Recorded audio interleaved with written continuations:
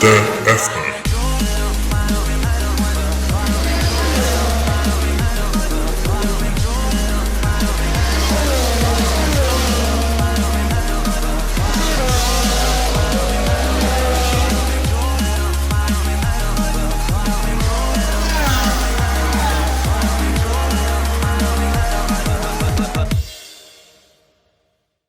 Bonjour tout le monde, ici Brian Ouimet et bienvenue à l'épisode 31 du Bulletin F1. Pourquoi épisode numéro 31, Brian?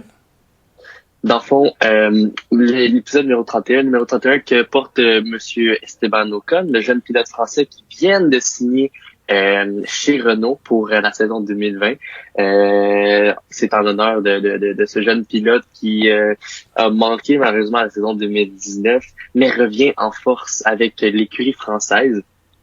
Esteban Ocon, lui, qui a, on se rappelle bien, piloté en 2016 avec Manor, 2017-2018 avec Force India aux côtés de Sergio Perez, encore aussi en 2018 avec Racing Point, mais qui est la même équipe.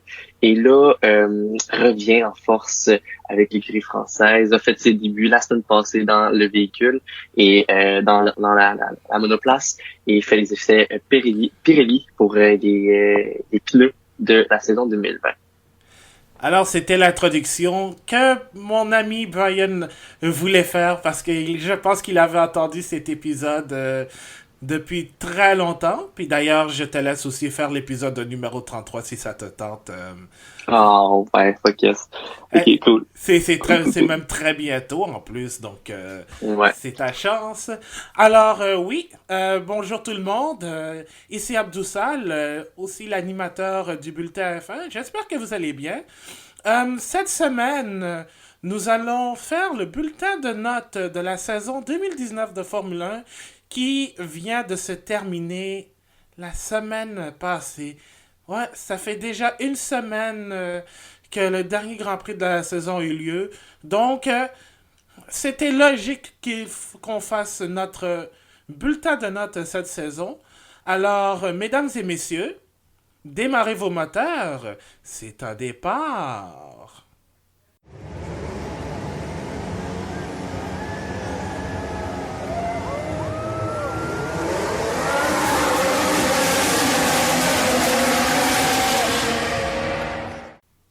Alors, comme je vous l'ai dit, une semaine depuis le Grand Prix d'Abu Dhabi, dernière épreuve de la saison.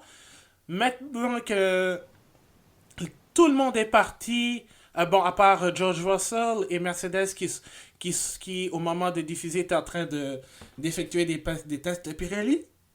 Tout le monde est en mode vacances et préparation pour la saison 2020.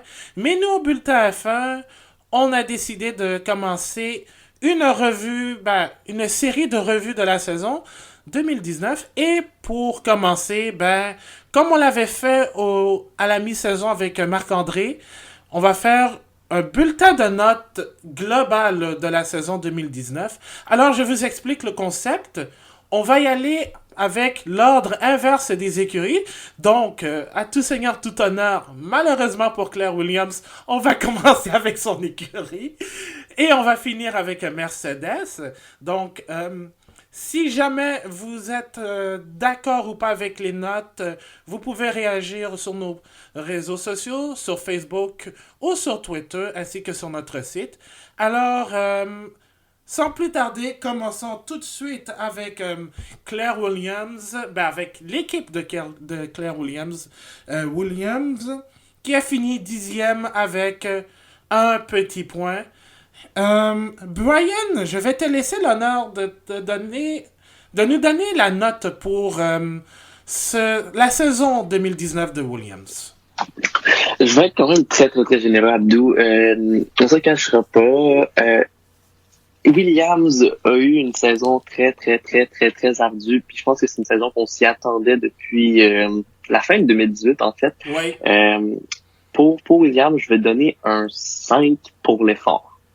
Je sais que Williams, au fil des années, ils ont commencé à avoir des difficultés au niveau monétaire, au niveau économique. Je sais que ça a été dur. Je sais que là, ils ont embauché deux jeunes pilotes en 2018, Sergei Sirotkin et Lance Stroll. Puis là, on voit que Sirotkin, mais lui qui amenait l'argent à l'écurie, ben là, il commence à être déficitaire un tout petit peu. Là, ils ont ramené un ancien pilote, Robert Kubica, ils ont annoncé le prochain pilote pour 2019, Robert Kubica. Et encore là, on se rend compte que c'est un pilote qui payait son siège, ramenait un petit peu d'argent à l'écurie, ce qui était pas mauvais, mais je pense que ce n'était pas assez. Puis c'est là qu'on se rend compte que la Formule 1, c'est un sport qui le meilleur, c'est lui qui met le plus d'argent dans sa voiture, qui met le plus d'argent dans son écurie, puis c'est quelque chose qui paraît.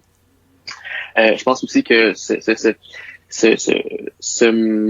comment j'ai juste vibe dans la tête, mais c'est cette pensée, cette humeur, ça s'est ressenti chez Mercedes, chez Williams, ça s'est ressenti dans l'écurie.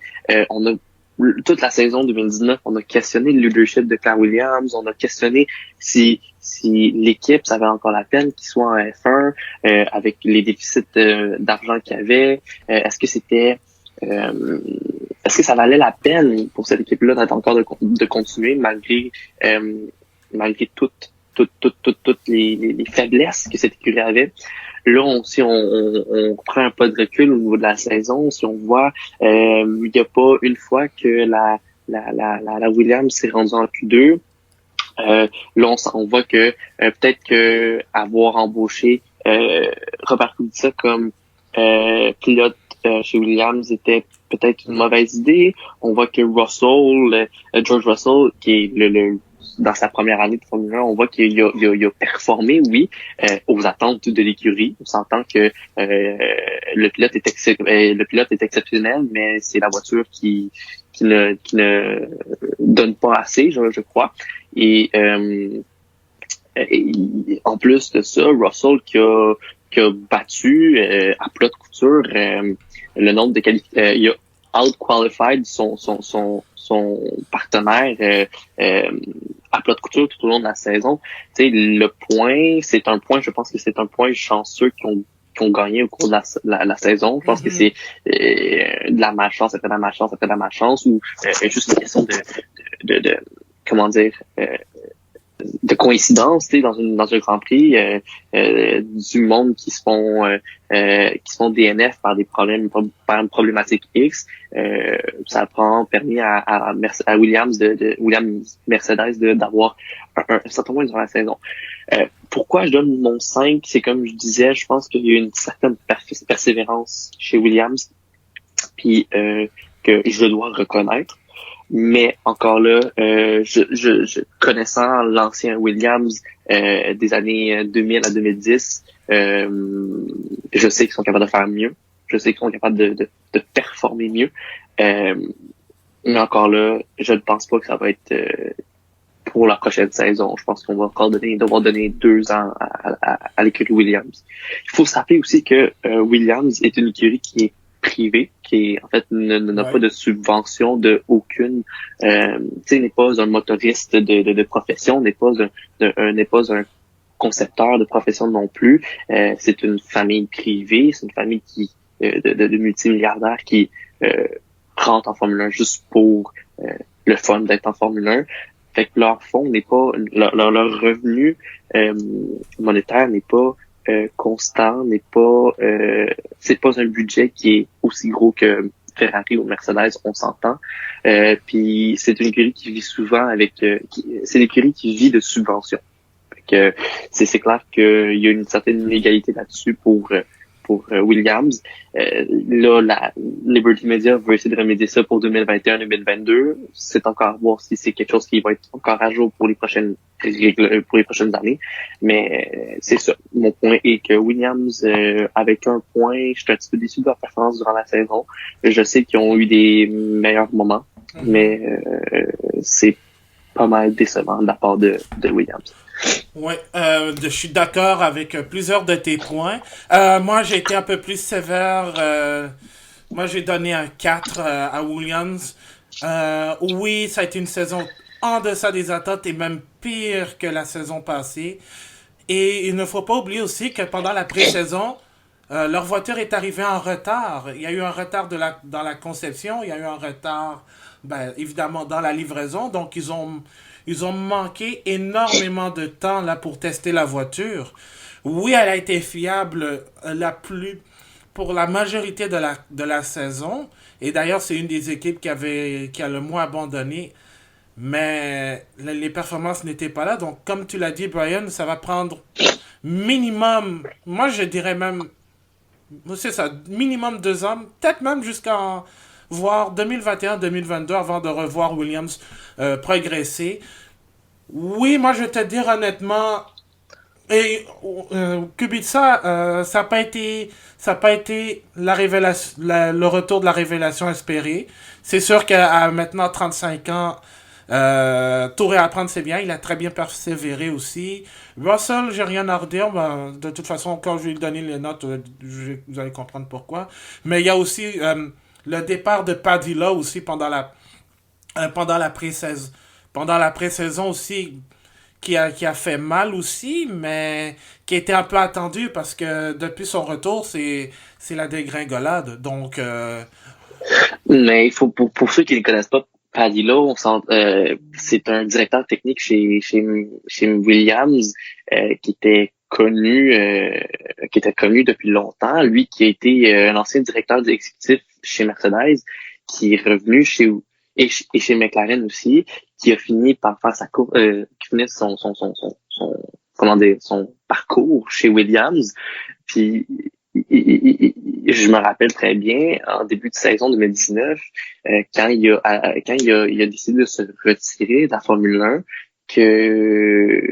il avait carrément dit à des journaux sportifs qu'il était tombé he fell into a trap, dans le sens qu'il était tombé dans un piège en rentrant chez Williams, puis ça a donné un gros impact chez Williams sur la conception de la voiture et sur le moral de l'équipe aussi. Fait que on s'entend que par terre assez rapidement. ouais. Donc, ce qui explique aussi que pourquoi la saison a été de mal en pis pour Williams. Tout de suite, je vais donner la note au pilote. Robert Kubica, je lui ai donné un 5. Un 10 pour l'effort parce que revenir après 8 9 ans d'absence de la Formule 1, après un terrible accident de rallye, là, c'est de la grosse détermination. En piste, ça n'a pas très bien été, même si c'est lui qui a récolté le point Bonnie. Euh, Comme tu l'as dit, Brian, il a été battu en qualification tout au long de la saison par George Russell. Et en plus de ça, bon, il y a eu quelques éclats où il a été devant, mais à chaque fois, il a eu des problèmes, où il s'est accroché, comme on l'a vu la semaine dernière à Abu Dhabi, un accrochage avec Antonio Giovinazzi, et Russell l'a rattrapé dans la plupart du temps, là. Donc, oui, Rick Kubica, c'est une très belle histoire, son retour en Formule 1, après tant de persévérance et tout. Mais c'est pas, mais persévérer et obtenir les résultats, ce sont deux choses différentes. Alors, malheureusement, je dois donner un 5 à Kubica. Et quant à George Russell, ben, moi, je vais lui donner un 7. C'est sûr qu'il est le seul pilote à ne pas avoir marqué de points, mais la plupart du temps, il a fini devant le Polonais. Ça se voit que Russell a le talent pour être un bon pilote en Formule 1 avec une écurie meilleure que ça. Donc, il ne faut pas nier son talent parce que la voiture était une Lada carrément, là. Euh, non. Je- Je pense que ce serait un peu injuste de donner une mauvaise note à Russell pour la saison qu'il a connue. Hmm. Exact, exact. Moi, je pense que je vais aller du même pas avec mon évaluation personnelle. Je pense que Robert Kubica, quand même, faut donner des points pour la persévérance et que je donne un 6 aussi. Et on voit que ça a été une saison difficile ça a été un retour et une saison difficile pour Robert Kubica. Sinon, pour ce qui est du jeune Britannique, je lui ai donné un 7 aussi. Je trouve que il a gardé la tête haute malgré les performances de sa voiture. Il a toujours persévéré. Il a quand même, tu sais, en Formule 1, on dit toujours que son plus grand rival, c'est toujours son coéquipier. Puis je pense qu'il a tenu tête à son coéquipier, puis qu'il a prouvé à l'écurie de quoi il était capable. Oui, effectivement, je suis bien d'accord. Donc, Williams, l'année prochaine, a du pain sur la planche. On s'attend pas à ce que elle se retrouve dans la bataille du milieu de peloton aussi vite dès le début de la saison, ce qui serait... Définitivement pas. Le seul moyen, c'est de demander à Panoramix de leur concocter une potion magique. Donc, Ouais. mais Panoramix n'existe pas, alors il va falloir trouver les outils pour. S'il y a Mais une... là, ils ont Ouais, excuse-moi, non, ce que je voulais vas-y. dire, je vais amener, c'est que là, quand ils commencent à avoir peut-être un nouveau fond de la Banque Royale du Canada, je veux dire, le prochain pilote s'appelle Nicolas Tiffy, un jeune Torontois de 21 ans, je pense, 24. 24. 24, 24, excusez-moi, 24, mais là, on voit que Nicolas Latifi, lui, qui est sponsorisé par la Banque Royale du Canada, Ma peut-être que banque! c'est peut-être une source de revenus pour Williams, mais je ne pense pas qu'ils vont aller là tout de suite. Je pense pas qu'on va en parler tout de suite, mais ça pourrait être intéressant pour l'air. Oui, donc, non, exactement. Je pense que peut-être Latifi pourra amener un peu plus que Robert Kubica l'a fait. Je m'attends pas à une saison au même niveau que George Russell, mais tu sais, je pense que ce serait mieux, mais attendons voir lors des essais pré-saison en Espagne en février 2020. Et c'est ma banque d'ailleurs qui risque d'être sur la voiture, donc il va avoir un Ah, sentiment. c'est ma banque aussi. Ah ben, Maintenant, tout le monde sait qu'on est avec la Banque Royale. ah non non non non non non, vous ferez pas comme Desjardins, là, venez pas voler nos. Ok, passons à la prochaine écurie, mon Oh, frère. oh, oh. Est-ce que il va falloir qu'on me retienne là parce que cette écurie là. Ouh! Parfait. Donc, on va parler de l'écurie qui est arrivée en 9e position devant Williams Mercedes. On va parler de Haas, Ferrari, qui ont amassé 28 points au cours de la saison, qui eux aussi ont eu des up and down durant la saison. Mais là, il faut commencer du début. Enfin, il faut commencer par le commencement. Euh, Haas Ferrari ont eu une très, très, très belle, un très, très, très beau début de saison. On se le cachera pas. On se le cachera pas. Ils ont eu des performances inégalées durant les premiers circuits. Je me rappelle là, en Australie, euh, on voit que Kevin Magnussen, 6e en Australie, puis on voit OK, oui, Romain Grosjean avait une petite problématique en Australie, mais quand même, Magnussen avec 8 points en première course de la saison. Bahreïn, même quasiment la même chose. On voit Kevin Magnussen, OK, peut-être un petit 13e, c'est pas plus grave que ça. Puis Romain Grosjean. Le début Grosjean était difficile, mais Magnussen a su tenir la route encore là pour ce qui est du Grand Prix de Chine. Un petit 13e position pour Lance Stroll. Fait que ça a été un bon début, mais je pense qu'il y a eu du rattrapage à faire après la Chine. Ah, écoute, la saison de Haas est même pire que ça, là. Tu parlais justement d'Australie. Au final, c'était la voiture qui fonctionnait le mieux parce que même Romain Grosjean l'a dit, il y a eu des évolutions au cours de la saison, comme c'est le cas normalement, là, quand tu veux progresser, tu fais évoluer ta voiture à quelques endroits précis. Mais Mais oui, Haas, bien sûr. mais Haas, le problème, c'est qu'au final, la voiture 2.0 était pire que la version originale qui est arrivée en Australie. Et Mhm. c'est ça qui a été un peu la chute. Et en plus, même Gunther Steiner l'a dit, ils auraient dû, l'écurie aurait dû écouter leur pilote un peu plus. Puis c'est ça qui est arrivé parce que je pense que Haas n'a pas marqué de points depuis le Grand Prix d'Allemagne. Puis ils en ont arraché en masse. Puis on s'est entendu que depuis le Grand Prix d'Allemagne, le Grand Prix d'Allemagne, ça a été juste une bad luck pour les écuries de haut peloton. Puis juste les écuries de milieu puis de fin de peloton en ont profité puisque c'était comme pas mal, il pleuvait si on se rappelle bien à Hockenheimring, et que ça a été vraiment difficile la gestion. Puis je pense que c'est ça qui a fait en sorte qu'ils ont gagné des points. Tu sais. C'est pas comme s'ils avaient bien performé.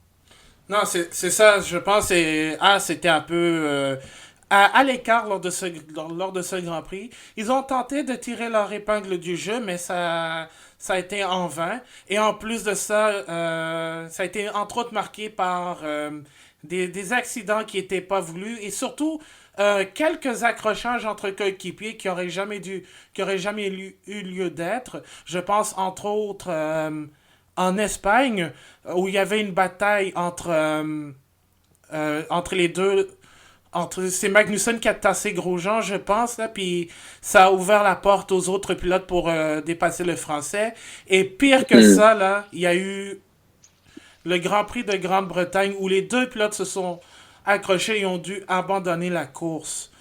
Mhm. Donc, et ajouter à ça aussi les performances en course, là, où pourtant t'avais Grosjean qui se qualifiait très bien, mais à la fin, là, c'était un recul en arrière.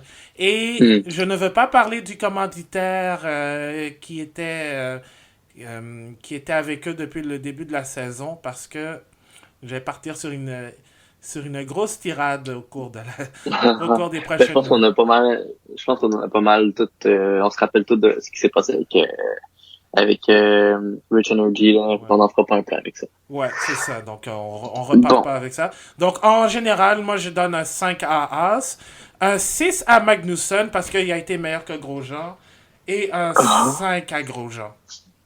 Bon. Moi, dans l'ensemble, je vais donner un 6 à Oz et je vais donner un 6 à Magnussen et un 4 à Grosjean. Oh! Ouais, ok. Ouais, ça, c'est quand même. Un 4 ça se mérite quand même, ouais. Ouais, ouais. Donc, on va passer à la prochaine écurie qui est la petite équipe école de Ferrari. On va parler de Alfa Romeo Racing Ferrari. Donc, on s'appelle que Alfa Romeo Racing est arrivé en huitième position et s'est énormément amélioré de sa saison 2018 et 2017 avec Ericsson oh mon Dieu, j'ai un blanc de mémoire. Charles Oui, Leclerc. Leclerc, c'est vrai, qui est maintenant chez Ferrari. Un gros blanc de mémoire, pardonnez-moi. Euh, on se rappelle de, par exemple, en Australie, il y a un bon départ pour l'équipe école, du 15e pour un Giovinazzi, puis un petit huitième position pour Kimi Raikkonen, ce qui est très très très bon. Faut se rappeler que il y a eu un échange de pilotes entre Ferrari et Alfa Romeo, vu que le contrat de Kimi Raikkonen prenait fin en 2019. Ben son équipe junior l'a rappelé je pense que c'était une question de développement, je pense, chez Alfa Romeo. Surtout qu'on voudrait garder un pilote comme ça, expérimenté, qui connaît les voitures. Point. Euh, je pense que du côté de Alfa Romeo, son but était de garder Kimi Raikkonen comme comment dire, comme numéro un, mais plus côté développement. Sinon, on parle de Antonio Giovinazzi, qui est un ancien pilote junior de Ferrari, qui est rentré chez Alfa Romeo comme pilote numéro 2, qui a connu des hauts et des bas comme saison, mais qu'il a quand même été très, très, très constant. Je peux le comparer un petit peu comme Nico Hülkenberg au fil de ses années, comme haut et bas, mais a quand même su tenir tête au milieu de peloton, ce qui est une très bonne chose. Fait que pour mon évaluation personnelle, je pense que l'évaluation globale de l'écurie, je lui donne un bon 7. J'étais généreux sur mon 7, je pense. Et pour ce qui est de Kimi Raikkonen, je vais lui donner un 7 pour sa performance aussi. Puis Giovinazzi, on s'entend, c'est la première saison aussi. Fait que je vais lui donner un 6 sur 10. Ouais, je suis d'accord pour toi pour Raikkonen. Moi, je lui ai donné un 6,5 parce que il y a eu des hauts et des bas aussi sur sa saison. Un très bon début de saison, Mais Giovinazzi aussi, bon, c'est sa première année complète aussi, je suis d'accord. Euh, mais ça a été une saison en deux temps pour Alfa Romeo. La première, ça s'est très bien passé, de très bonnes performances. En Autriche, ça a été bien. À un certain moment, Raikkonen s'était même retrouvé troisième en début de course. Giovinazzi en a profité aussi pour marquer ses premiers points. Et aussi au Brésil, quatrième et cinquième, définitivement le meilleur résultat d'Alfa Romeo. Mais pour moi, le pire moment de leur saison, là, ça a été en Allemagne où ils ont perdu leurs points en raison de procédures au départ qui étaient illégales en fait. Je pense si je me souviens bien, c'était par rapport à des réglages qui étaient un peu trop, pas automatisé, mais un peu trop descriptive, je te Hmm. dirais. Donc, c'est ce qui a en fait ouvert la porte au premier point de Kubica. Mais Alfa Romeo, ça a été un très bon début de saison, puis ensuite, ça a été une chute libre. Et ironiquement, ça a été là où Giovinazzi a vraiment connu ses meilleures courses lors de la deuxième partie de saison. Pourtant, la voiture n'était pas si bonne que ça. Donc, je pense que je suis d'accord avec tes notes aussi. Mais moi, j'ai donné un 6 à Alfa Romeo en général. Ça aurait pu être un 7 si ça avait été certes, il y a eu des courses où ça aurait pu être mieux.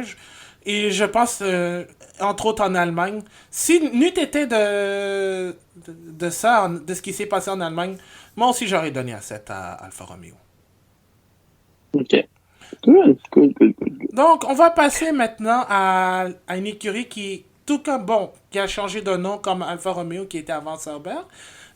Officiellement, c'est devenu Racing Point qui succède à Force India comme étant une équipe basée à Silverstone.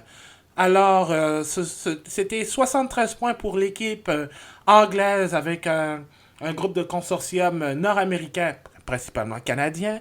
Euh, Racing Point, pour la première saison complète sous ce nom, je m'attendais pas à grand-chose. Euh, je- Autant Sergio Perez et Lance Stroll ont connu des saisons très différentes. Un qui a très bien performé, l'autre qui a eu quelques très bons flashs, mais encore là des problèmes d'inconstance. Et je sais qu'il y a Martin Leclerc de Radio-Canada Sport qui se demandait si Lance Stroll méritait sa place. Il le mérite, mais c'est juste qu'il doit travailler sur certains trucs. Mais la voiture, disons, il a fallu attendre, je pense, jusqu'en Allemagne avant qu'ils aient leur vraie version, là. Donc, Allemagne ou Hongrie, je pense, avant qu'ils aient leur vraie version. Donc, moi, je vais donner... C'est Oui, vas-y. un petit peu de retard, ça, je veux dire. Oui, c'est ça. C'était un petit peu de retard aussi. Donc, en général, moi, je vais donner un 6,5 à Racing Point.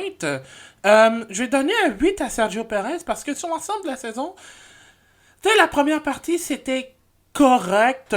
C'était pas si impressionnant. Mais depuis le Grand Prix de Belgique, il a été souvent étincelant.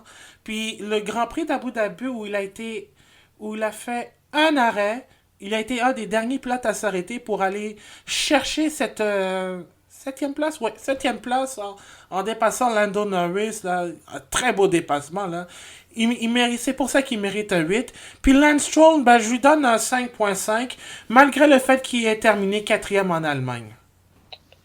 Honnêtement, je pense que je vais aller du même pas pour ce qui est des cotes. Je vais aller du même pas. J'ai rien à rajouter pour être honnête avec toi. Juste tout à fait en accord avec toi.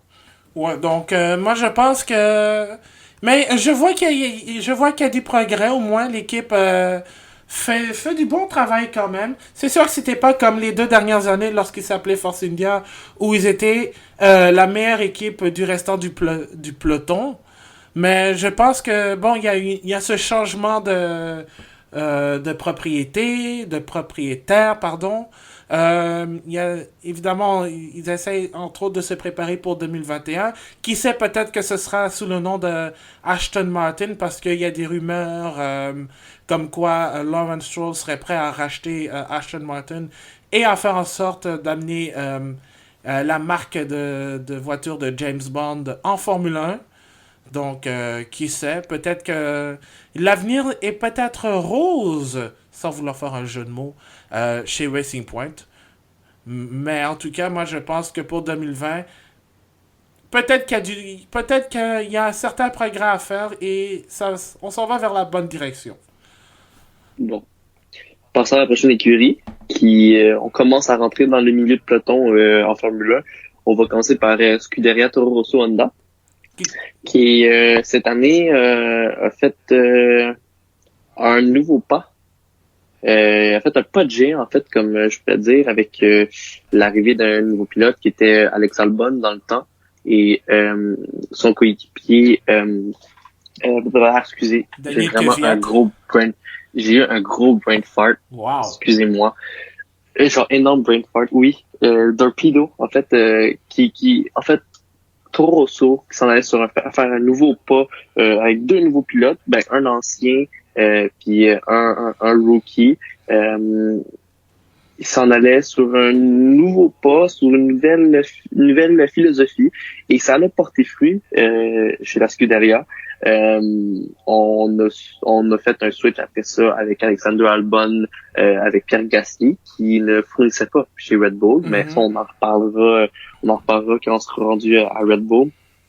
Mais dans l'ensemble, je trouve qu'ils ont eu une très belle saison. Ils ont su tirer du meilleur du motoriste Honda, ce qui est une très très très très bonne chose. Et je leur donne un 7 sur 10 pour l'ensemble de l'écurie. Je donne à Alex Albon, qui est le pilote au départ de Toro Rosso, un bon 6.5 chez Toro Rosso, mais je vais me rectifier chez Red Bull et je donne initialement à Pierre Gasly pour le reste de la saison un bon 7 parce que je trouve qu'il s'est réadapté, il s'est repris en main chez Toro Rosso. Pour ce qui est de Daniel Kvyat, je lui donne un 7.5. Je trouve qu'il a été constant toute la saison. Très très très bon pilote. C'est révisé, c'est concentré, c'est moins agressif sur le volant. Je trouve c'était une saison sage pour Daniel Kvyat et il mérite son siège chez Toro Rosso Honda. Je suis tout à fait d'accord avec toi, Brian. Moi aussi, j'ai donné un 7 à Toro Rosso, mais j'étais un peu plus généreux avec les trois pilotes. J'ai donné un 8 à Daniel Kvyat parce que moi, c'est vrai, puis tu sais, on en a parlé énormément depuis qu'on a commencé le podcast en avril. Kvyat est un pilote transformé. Et ce n'est pas pour rien que son podium en Allemagne était amplement mérité, sa troisième place. Mm-hmm. Oui, il y a la stratégie, mais il faut savoir garder son sang-froid. Puis c'est ce qu'il a fait cette journée-là. Puis je l'ai trouvé en général très bon au cours de la saison. Donc, il a été le pilote que beaucoup espéraient voir chez Red Bull. En fait, un pilote très constant, capable de livrer la marchandise. Quant à Alex Albon, moi je suis allé avec un 8. Le Albon de Toro Rosso, je lui ai donné un 8 parce que ce qu'il a fait au cours de la saison pour un pilote qui n'avait aucune expérience en Formule 1, qui roulait pour la première fois en février. En février, quand ils ont sorti la voiture, là, c'était la première fois qu'il roulait. Il s'est très bien débrouillé. Puis, bon, ça c'est le Albon de Toro Rosso. Celui de Red Bull, on va lui donner la note un peu plus tard. Mais quant à Pierre Gasly, moi aussi, j'étais encore plus généreux. Je lui ai donné un 8.5 parce que depuis son retour, on le voit, depuis son retour, il est beaucoup plus serein. Oui, il y a eu la perte de son meilleur ami, Antoine Hubert, qui l'a affecté, mais c'est comme si ça lui a donné un second souffle aussi. Parce que les performances étaient là. Je pense qu'il a été entre la Belgique et Abu Dhabi, excluant Abu Dhabi, Il a été dans les points. C'est ce qui lui a permis de finir septième, même s'il aurait pu finir sixième. Donc, et en plus, il y a eu ce podium au Brésil auquel personne ne s'attendait en fait. Donc, moi, je dois dire, le Gasly du retour de Toro Rosso mérite amplement un 8.5. Puis je dois dire, s'il continue comme ça, oui, c'est vrai qu'il sera de retour avec l'équipe l'année prochaine, mais je pense que il va partir sur ses bases pour connaître une meilleure saison, je pense. Hmm, je suis d'accord. J'ai rien à dire. Maintenant, on a fini le bas du tableau. Là, on va entrer parmi les cinq premiers. Puis on va commencer avec l'équipe qui a fini cinquième avec 91 points. Renault, qui commençait une nouvelle ère avec un pilote qu'ils ont signé avec beaucoup d'argent. Le Honey Badger, l'Australien Monsieur Souriant, Daniel Ricciardo. Finalement, ça n'a pas été la saison espérée pour Renault. Moi, je leur ai donné un 6.5 parce que il y a eu deux courses où ils se sont démarqués à Montréal et à Monza. Je pense qu'en général, Renault a été, ben, parfois c'est tiré dans le pied, parfois ça a été des problèmes mécaniques aussi. Ben, là, je me répète un peu. Parce que ces problèmes mécaniques, c'est parce qu'ils se sont tirés aussi dans le pied. Mais je trouve que Renault a été vraiment en deçà des attentes parce que, honnêtement, moi, je les voyais pas cinquième, je les voyais quatrième. Peut-être même avec une petite bataille avec Red Bull pour le troisième rang. Finalement, je me suis planté solide, puis je dois l'admettre aussi. Mais Daniel Ricciardo, première saison correcte, je lui donne un 7. Puis Nico Hülkenberg, beaucoup moins performant que l'année passée. Écoute, il aurait pu obtenir son premier podium en Allemagne s'il n'avait pas fait une sortie de piste sous la pluie. Mais à part ça, ça n'a pas été une saison vraiment comme celle en 2018 pour l'Allemand. Je lui donne un 6.5. Bon. Pour moi, ce qui est de l'écurie Renault, j'ai été déçu de leur saison. On se rappelle 2018, très belle bataille avec Red Bull, très belle bataille avec McLaren, très belle bataille avec que derrière tout ce qui était midfield. Ils tenaient bon. Malheureusement, je vais leur devoir leur donner un 6 pour Renault cette saison-ci. Je pense pour aussi Daniel Ricciardo, c'est sa première saison chez Renault, je ne pense pas que c'était la saison souhaitée. Avoir été lui, je serais resté chez Red Bull, j'aurais négocié une année de plus chez Red Bull. Il aurait été 1000 fois mieux, il n'y aurait pas eu autant d'adaptation à faire et je pense qu'il aurait performé mieux chez Red Bull. Pour ce qui est de Nico Hülkenberg, je pense que ce qui l'a démotivé au fil de la saison, je pense que c'était savoir qu'il n'aurait plus de siège l'année d'après. Pour ce qui est de 2020. Avec l'arrivée d'Esteban Ocon, qui est annoncé depuis quasiment 3 courses déjà. Je vais lui donner, pour Nico Hülkenberg, Hülkenberg, je vais y arriver. Je vais lui donner, je vais lui donner un 7. Très belle performance au cours de la saison, très stable comme pilote. Je pense qu'il y a beaucoup d'écuries qui manquent leur opportunité en oscillant pas ce pilote-là. Pour ce qui est de Daniel Ricciardo, peut-être un 6.5. Encore un petit peu d'adaptation à faire avec la voiture, un petit peu d'adaptation à faire avec son ingénieur, puis tout ce qui est la grosse corporation de Renault. Je pense que il pourrait faire mieux la saison 2020. Oui, puis en même temps, moi je pense que Ricardo a de quoi être optimiste parce que je sais que Renault a peut-être connu depuis leur retour une de leurs mauvaises saisons. Mais je pense que oui, Ricardo est peut-être optimiste. Puis il ne dit pas ça parce qu'il est employé de Renault, mais je pense que c'est parce que peut-être que ça a été juste une année qui était plus difficile, surtout parce que il y avait la menace de Haas qui voulait faire une meilleure saison, de McLaren qui, bon, n'a plus à subir la pression de Fernando Alonso. Euh, mais je pense que pour 2020, peut-être avec un pilote plus rapide que Esteban Ocon, aussi plus jeune, peut-être que ça va donner un peu d'élan à Renault. Puis je dis pas ça pour parce que Nico Hülkenberg ne faisait pas le travail. Au contraire, je pense que tout cela, là, ce quatrième, cinquième rang, là, si ce n'était pas de Nico Hülkenberg, je pense que Renault serait peut-être au niveau d'Alfa Romeo de Racing Point. Donc ça, il faut Hmm. énormément donner de crédit. Puis je pense que ça va être autour de ça va être autour de Ricardo de continuer le travail qu'a fait Hülkenberg. Donc je m'attends peut-être à une meilleure saison que ce qu'a connu Renault. Peut-être pas finir cinquième, sixième, pardon. Je les vois peut-être quatrième ou cinquième. Mais je sens que ça va être une meilleure. Je pense que l'année prochaine, voyons, avoir une meilleure saison. Bon, parfait. Donc, on va suivre après ça avec l'autre écurie McLaren. qui est powered par Renault, McLaren. Ouais.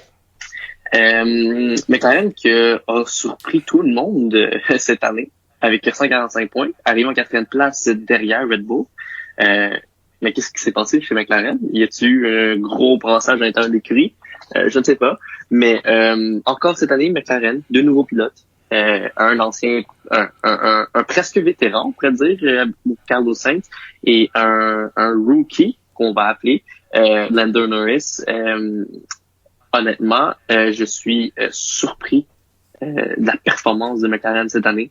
Ils ont smashé toutes les attentes de tout le monde, je pense, dans mon français correct.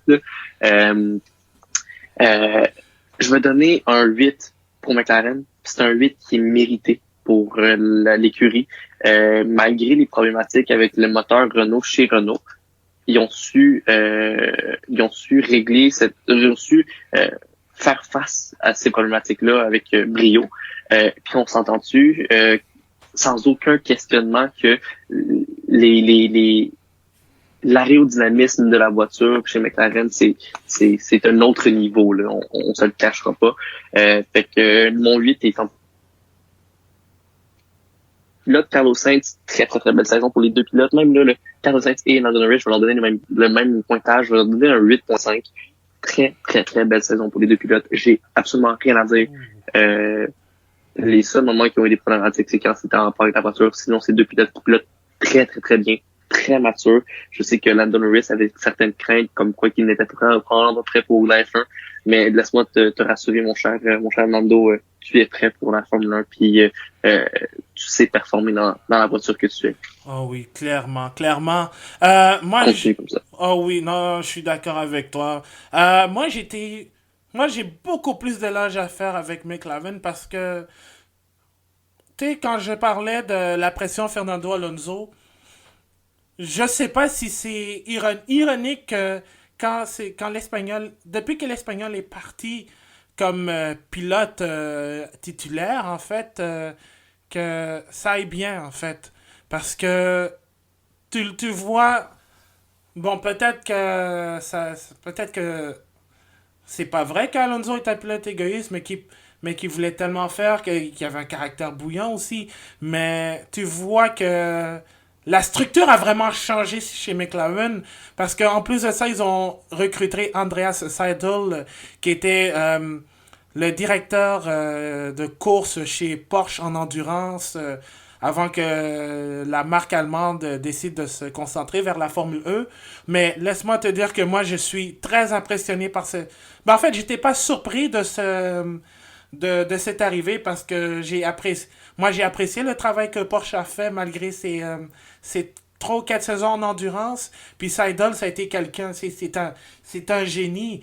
Puis l'éthique de travail qu'il a amené chez McLaren depuis le Grand Prix d'Espagne prouve pour moi que McLaren a été, pour moi, la deuxième, voire même troisième meilleure écurie du plateau en général.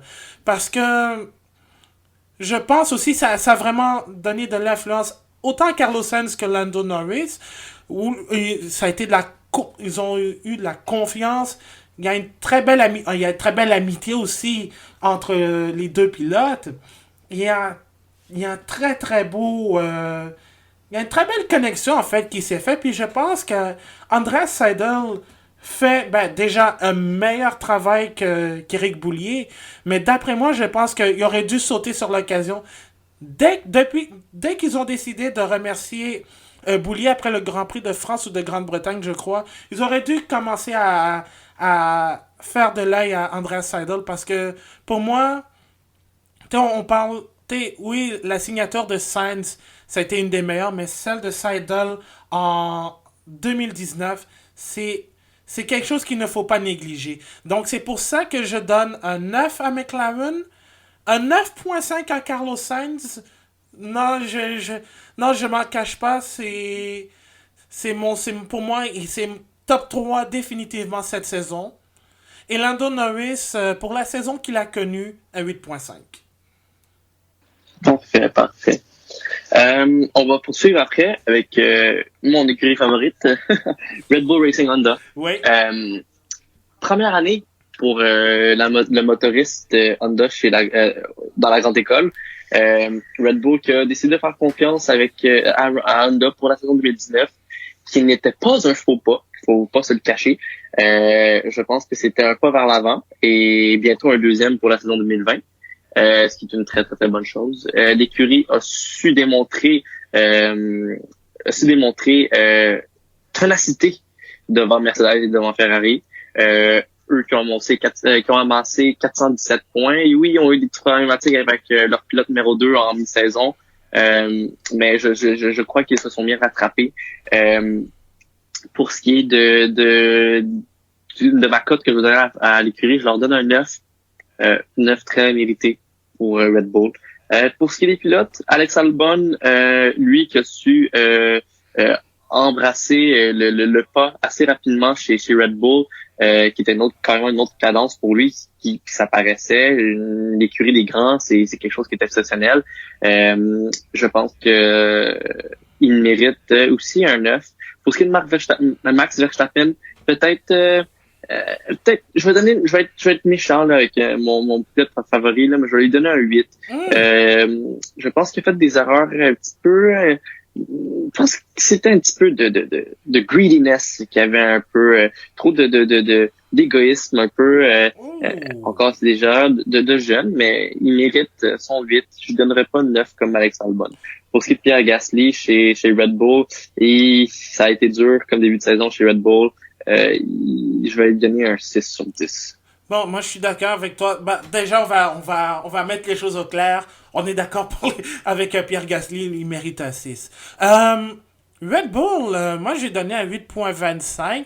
J'ai hésité entre le 8 ou le 8,5 parce que oui, ça a été une très bonne saison pour Red Bull, mais ça a été surtout grâce à Max Verstappen. Toi, tu dis que tu as été sévère avec lui. Moi, j'ai été un peu plus généreux parce que je trouve que Max Verstappen, cette année, là, c'était un Max Verstappen beaucoup plus mature, en continuité de ce qu'il avait montré l'année dernière aussi, hormis Brésil 2018. Mais j'ai trouvé Verstappen beaucoup plus constant, un peu moins agressif sur les bords.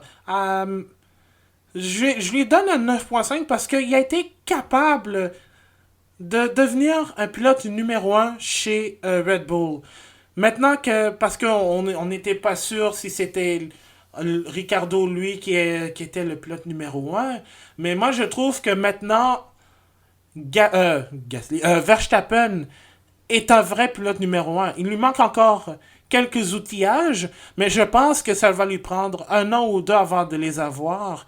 Mais ce qu'il a montré cette année, 3 victoires, 3 victoires, surtout celle en Autriche, qui a été probablement une de mes fins de course préférées cette année avec le retour qu'il a fait sur Charles Leclerc. Pour moi, c'est un point fort. Son moment vraiment horrible, ça a été Mexico. la bêtise qu'il a faite avec les drapeaux jaunes, la course qui s'est faite aussi. Mais pour moi, ça ne change aucunement l'opinion que j'ai de Max Verstappen. Il va peut-être devenir un champion du monde. Qui sait? Parce que je vais te le dire, peut-être que je sais pas si tu en as entendu parler, mais Hamilton avait dit lors du gala de la FIA vendredi que Verstappen avait appelé pour un volant. Ouais, qu'il avait appelé Toto Wolff. Oui, j'avais entendu parler. Oui. Mais ça, on s'entend que c'est des pourparlers, fait que je ne sais pas si c'est quelque chose qui... Mais il avait déjà menacé, on se rappelle, on avait déjà menacé l'écurie Red Bull s'il donnait pas les performances qu'il voulait, qu'il allait voir prendre les écuries en haut de Red Bull. Puis, mais ça, c'était rien à cacher, là. Ouais. On savait ça. C'est ça, on savait déjà, mais imagine, il transporte tout ce qu'il a appris chez Red Bull, par exemple chez Mercedes pour 2021 ou même au-delà de cela. Il y a de fortes chances qu'il devienne champion du monde. Donc, moi c'est pour ça que je donne un 9.5 parce que ce qu'il a montré cette année, c'était excellent. Je pourrais même à la limite lui donner un 9. Mais quant à Alex Albon, moi je lui donne un 8.5 parce que arriver avec une nouvelle écurie sans avoir à faire des tests réels sur la voiture, tu sais, quand le premier Grand Prix c'est ton test réel, tu découvres la voiture, puis tu réussis à réaliser de très belles performances. On s'entend que, bon, c'est dommage ce qui s'est passé au Brésil, malgré le yeet d'Hamilton. Ouais. Mais Albon a été absolument solide au cours de sa deuxième moitié de saison. Puis c'est pour ça que je lui donne un 8.5 sur 10. Parfait. Bon, on va aller au haut du peloton maintenant. Prochaine écurie, deuxième position, Ferrari. Ouh, beaucoup de choses à dire, hein? Par où commencer? Dis-moi, c'est à ton tour. Commence, mon cher, je t'écoute. Oh boy. 6.5 automatiquement. 6.5. J'ai pas le choix de leur donner. J'ai pas le choix de leur donner cette note parce que on se rappelle tous lors de la pré-saison, Ferrari était clairement la meilleure voiture du plateau. La plus rapide, mais peut-être pas la moins fiable. On arrive en Australie, boum! Doublé Mercedes, Ferrari finit à 1 minute du meneur. Et là, ensuite, il y a ces histoires de consignes d'équipe qui, en début de saison, où ils se mettent les pieds dans les plats. Il y a Charles Leclerc qui montre déjà de très bons signes, mais malheureusement, il s'est fait voler une victoire au Bahreïn en raison d'un problème de moteur. Et ensuite, bon, il y a eu son accident lors des qualifications en Azerbaïdjan aussi, qui aurait pu lui permettre d'obtenir sa vraie première victoire en Formule 1. Et il y a ce Grand Prix du Canada. Oh boy. On va se garder le Grand Prix du Canada pour la revue de fin de saison, mais disons, il y a eu la première partie qui était horrible, puis ensuite il y a eu la deuxième où vraiment ça a été Charles Leclerc qui a explosé solidement là, dans le bon sens du terme, là, avec 2 victoires coup sur coup en Belgique et en Italie, et ensuite Sébastien Vettel qui réussit à gagner à Singapour, et ensuite ce mess en Russie avec les consignes d'équipe au départ et l'abandon de Vettel par la suite. Puis pour bien terminer la saison, il y a eu cet accrochage au Brésil. Mein Gott! Ah. Ouais. Oh boy. Ok. Ouais, donc, non. Bon. Ouais. Pas de belle saison pour Ferrari. En fait, on a connu une meilleure saison chez Ferrari. Moi, de mon côté, je vais leur donner un 7 pour Ferrari. Oui, ok, on s'entend qu'il y a eu des gros up and down pour Ferrari. On se le cachera pas. 2 pilotes qui ont une tête sur les épaules, 2 pilotes qui veulent gagner. Ça a fait des frictions chez Ferrari, puis ça l'a paru. un peu comme, je me rappelle, un peu comme Max Verstappen puis Daniel Ricciardo dans le temps chez Red Bull. Les deux veulent gagner, les deux sont performants, les deux ils savent ce qu'ils veulent faire. Mais ça crée des accrochages, puis ça crée des tensions un peu comme euh, en, en, euh, au Brésil, Ouais, ouais. excuse-moi. Ensuite, pour ce qui est des pilotes, Charles Leclerc, 6.5 sur 10. Puis pour Vettel, je vais lui donner un 5. Je trouve que il a perdu l'avantage, il a perdu le fil, il a perdu le beat, comme on va dire, puis c'est très, très, très décevant. Ouais, moi j'étais un peu plus généreux avec Leclerc parce que quand même sur l'ensemble de la saison, il a été très très bon. Je pense qu'il s'est même, disons, il s'est adapté ensuite parce que, tu sais, en début de saison, je le trouvais un peu plus délicat et tout. Mais je pense que le fait d'avoir perdu le Grand Prix sur un dépassement un peu agressif sur Max Verstappen en Autriche, ça lui a donné un peu plus de pep pour pouvoir sortir les coudes quand il est question de se défendre en piste. On l'a vu même en Grande-Bretagne, la bataille qu'on a pu assister entre les deux, là, c'était du bonbon. Même chose en Italie. Lorsqu'il a, disons, été un peu il a été à la limite contre Lewis Hamilton, ce qui lui a valu un drapeau noir et blanc pour un avertissement. Mais à part ça, il a été très bon, donc c'est pour ça que je lui donne un 8. Puis quant à Sébastien Vettel, je lui donne un 5. Ça n'a pas été ça a pas été sa saison, en tout cas, vraiment en deçà des attentes. C'est la première fois qu'il est en deçà des attentes chez Ferrari. Bon, il y a eu 2016, mais il était quand même. Mais 2019, ça a été sa pire année avec la Scuderia. Donc, 5 pour Vettel, 8 pour Leclerc. Puis en général, un 6.5. Bon. Et pour conclure, on finit avec l'écurie championne du monde pour la 6e fois consécutive. C'est l'écurie Mercedes. Brian, est-ce que tu veux commencer? Oui, bien sûr, merci. Plus que tu me lances à balle comme ça. On va y aller. Bref, pour Mercedes, quasiment une saison parfaite. Oui, des hauts et des bas pour certaines courses, mais honnêtement, ça n'est pas comparable aux autres écuries. Je trouve que ils ont très, très, très bien performé. Euh, les flèches d'argent ont su montrer c'était qui le papa dans toute la gang. Là. Ça l'a paru. Pour l'écurie, en tant que tel, je donne un 9. Un 9 parce que je pense qu'aucune écurie est parfaite. Mhm. C'est ce que je pense. Ouais. Et pour ce qui est de Lewis Hamilton, je lui donne un 9.5. Pour ce qui est de Valtteri Bottas, je lui donne un 9.5 aussi.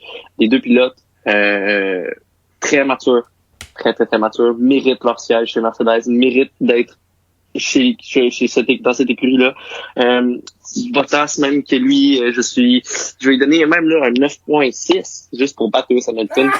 Euh, il a su être compétitif, il a su se battre tout le long de la saison pour le podium, pour la tête du championnat, puis il est passé très, très, très près d'être champion du monde. Mais s'il continue dans cette voie-ci au niveau de la persévérance, je ne serais pas surpris de le voir champion du monde en 2020. Oh, ben ça peut être une bonne option, ça. Mais moi, C'est c'est très très plausible aussi là. oui, non, c'est ça. Écoute, on pourrait avoir une bataille à 5 si on le veut, entre les deux Mercedes, les deux Ferrari, puis Max Verstappen. Je m'excuse, Alex. Mais moi, je suis un peu plus sévère avec Bottas parce que on a beaucoup parlé du Bottas 2.0, de Monsieur Porridge, mais je trouve que on a retrouvé, on a encore vu les défauts de Bottas. Manque de constance à certaines occasions. Tu vois, je pense que Espagne, Monaco, Canada, à la limite aussi, je pense, Autriche, ça a été ces courses, et surtout l'Allemagne, ça a été des courses où il aurait pu faire mieux. Donc, oui, oui, c'est amélioré, mais je pense que ses défauts de constance étaient encore là. Et c'est peut-être ça aussi qui fait en sorte que Hamilton a pu le battre vraiment à plat de couture vers la fin de la saison. Parce que il n'a pas été capable de capitaliser là où il fallait que ça marche. Là où il fallait que ce soit... il fallait élever son cran d'un niveau. C'est peut-être ça aussi qui... C'est pour ça que je donne un 8.25. Parce que je voulais mettre un 8.5, mais encore là, c'est un peu généreux. Ça aurait été un peu généreux. Mais je pense que Bottas, d'après moi, mérite. Mérite cette note. Pas parce que il a pas connu une mauvaise saison, mais c'est parce que il y a eu des courses où il aurait pu faire mieux. 1000 fois mieux même. Et je pense que pour 2020, justement pour qu'il soit champion, il faut qu'il soit un peu plus constant. C'est ça le truc. C'est pour ça que Lewis Hamilton, année après année, est capable justement de faire est capable de battre tout le monde parce que il ne laisse jamais rien de côté. Il veut toujours le meilleur. Puis tu vois, même au Brésil, là, il voulait tellement gagner cette course que, tu sais, je veux pas dire emmerdait, mais il disait, donnez-moi la meilleure stratégie, là. Donc, tu sais, Bottas, lui, c'était pas ça, c'était bon. Fais ceci, dit OK. C'est tout. Donc, c'est peut-être ça aussi qui manque. Il manque encore un peu de feu du côté de Bottas. Mhm. Donc, moi aussi, je vais donner moi aussi, pour compléter, je vais donner un 9.5 sur 10 pour Mercedes. J'aurais même pu donner un 9.75, mais il y a eu des courses où ils auraient pu faire mieux. Exact. Puis, en général, Brian, pour le mois de la fin, en général, la saison, tu lui donnes combien sur 10? La saison, je lui donne un 8 sur 10. Ça a été une saison extrêmement excitante. Plein de revers. C'était exceptionnel, pour être honnête avec toi. Plein de choses inattendues aussi. Un 8 sur 10 pour la belle saison 2019. Espérons que la saison 2020 soit tout autant excitante et tout autant accrochante que 2019. Ah oui, moi je suis d'accord. Moi aussi un 8. Et tout ça, ça a commencé à partir de Autriche jusqu'à Brésil, je te dirais, on a eu que des bonnes courses. Même Russie, qui était un grand prix là, qui est soporifique, même si le circuit est magnifique. Même la Russie, là, je te dirais, ça a été une bonne course en général. Donc, non, vraiment, malgré la domination de Mercedes en début de saison, on a eu de très bonnes courses. Parfait. Et c'est ce qui complète sur cette note le bulletin de notes de la saison 2019 de Formule 1 fait par le bulletin F1. Alors, si vous voulez réagir aux notes qu'on a données à Brian et moi, vous pouvez le faire sur notre site bulletinf1.com ou sur nos réseaux sociaux, sur Facebook, facebook.com/bulletin F1 ou sur Twitter, le bulletin F1 en un mot. La balado-diffusion sera disponible évidemment sur notre site web, mais sur vos podcasts préférés, vos plateformes préférées, entre autres Spotify, Google Play et Apple Podcast. Brian, un énorme merci pour ta présence. Merci à toi, Abdou. La balado-diffusion du bulletin F1 fera relâche pour les 2 prochaines semaines. Question de bien préparer la revue de fin de saison qui sera diffusée et publiée vers la fin de l'année. Entre-temps, surveillez notre site web parce qu'on aura un top 10, en fait un top 20 des plus grandes courses de la décennie 2010 et l'alphabet de la saison 2019 de la Formule 1. Je suis votre animateur Abdou Sall. Merci de nous avoir écoutés. On continue toujours de rouler avec le bulletin F1 et faites attention sur la route.